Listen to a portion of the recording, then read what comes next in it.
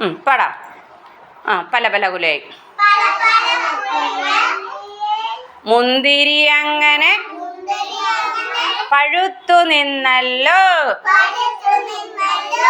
കുറുക്കനച്ഛൻ മൂക്കും നീട്ടി കൊതിച്ചു നിന്നല്ലോ. കുതിച്ചു ചാടി കിട്ടിയതില്ലല്ലോ.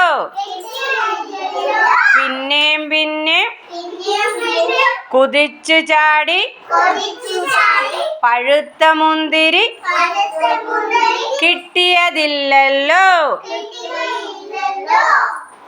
പുളിച്ച മുന്തിരി ആർക്ക് വേണം എന്നു പറഞ്ഞല്ലോ.